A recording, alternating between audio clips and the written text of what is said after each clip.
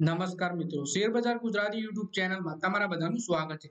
મિત્રો, આજે આપણે 20 રૂપિયાથી પણ સસ્તી કિંમતવાળા શેર વિશે વાત કરવાના છે, જેમાં બ્રોકરેજ હાઉસ સિટી અનુસાર આમાં 39% સુધીની તેજી આવી શકે છે। તો આ કયો શેર છે એના વિશે આપણે તમામ માહિતી ડિટેલમાં જોઈએ। તો મિત્રો, વાત કરીએ ગ્લોબલ બ્રોકરેજ ફર્મ સિટીએ વોડાફોન આઈડિયાના શેર પર ખરીદીની સલાહ યથાવત રાખી છે। બ્રોકરેજે કહ્યું કે ચીફ જસ્ટિસની આગેવાની હેઠળ સુપ્રીમ કોર્ટની બેન્ચે એજીઆર લેણાના કેસમાં કંપનીની યાચિકા પર વિચાર કરવા સહમતિ દર્શાવી છે। આ તેના માટે સારી ખબર છે। સિટીએ કહ્યું, જો સુપ્રીમ કોર્ટ વોડાફોન આઈડિયાના પક્ષમાં નિર્ણય લે છે તો કંપનીના એજીઆરના લેણી રકમમાં 30,000 કરોડથી 35,000 કરોડ રૂપિયામાં ઘટાડો આવી શકે છે। એટલે કે જો સુપ્રીમ કોર્ટ કંપનીના પક્ષમાં નિર્ણય લે તો કંપનીને 30,000 થી 35,000 કરોડ રૂપિયાનો ફાયદો થઈ શકે છે।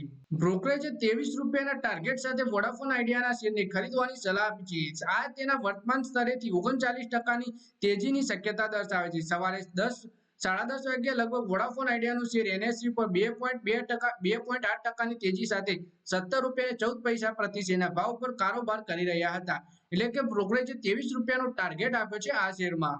આ પહેલા સીજીઆઈ ડીવાય ચંદ્રચૂડની આગેવાની હેઠળ 3 જજોની બેન્ચે વોડાફોન આઈડિયા તરફથી 2G કરવામાં આવેલા સિનિયર એડવોકેટ હરીશ સાલ્વેની દલીલો સાંભળી સાલ્વેએ કહ્યું કે આ યાચિકા પર વિચાર કરવાની જરૂર છે। સાલ્વેએ કોર્ટને જણાવ્યું કે કંપની તરફથી ક્યુરેટિવ પિટિશન દાખલ કરવામાં આવ્યું હતું, પરંતુ ત્યારથી વોડાફોન આઈડિયા રિસ્ટ્રક્ચર થયું છે। કંપનીએ રોકાણકારોને એડજસ્ટ ગ્રોસ રેવન્યુના મુદ્દાને બંધ કરવા માંગે છે। સાલ્વેએ અદાલતને એ પણ જણાવ્યું કે કંપની નવા રોકાણકારોને એજીએમ લેણાના મામલે વોડાફોન આઈડિયાની ચોક્કસ જવાબદારી જાણવા માંગે છે। હાલમાં વોડાફોન આઈડિયા પર સરકારનું 58,254 કરોડ રૂપિયાનું દેવું છે। સીજીઆઈએ કહ્યું કે જે જલ્દી આ કેસની યાદી અંગે નિર્ણય લેશે। એટલે કે વોડાફોન આઈડિયા ઉપર સરકારનું પણ દેવું છે 58,254 કરોડ રૂપિયાનું।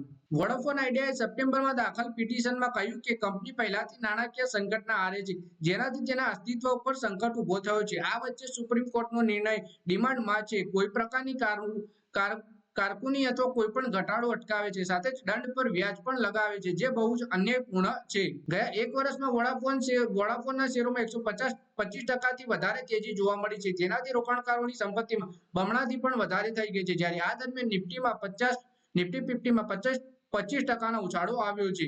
એટલે કે એક વર્ષમાં 125%ની તેજી જોવા મળી છે વોડાફોનના શેરમાં આપણને। તો મિત્રો, આ વિડીયોમાં વાત કરીએ આપણે વોડાફોન આઈડિયાના શેર વિશે, અને જે પિટિશન કોર્ટમાં દાખલ કરી છે એ કોર્ટ વોડાફોન આઈડિયાના પક્ષમાં નિર્ણય લે તો કંપનીને 30,000 થી 35,000 કરોડ રૂપિયાનો ફાયદો પણ થઈ શકે છે, જેથી કરીને સિટી બ્રોકરેજ હાઉસ સિટીએ આમાં 23 રૂપિયાના ટાર્ગેટ સાથે ખરીદીની સલાહ આપી છે। 39% સુધીની તેજી આવી શકે છે એવું પણ જણાવ્યું છે। તો મિત્રો, આ વિડીયોમાં બસ આટલું જ। હવે મળીએ આવનારા વિડીયોમાં। ત્યાં સુધી વિડીયોમાં લાઈક કરો, કોમેન્ટ કરો અને વિડીયો પોતાના મિત્રો સાથે ફેસબુક, ઇન્સ્ટાગ્રામ, વોટ્સએપ બધી જગ્યાએ શેર કરો।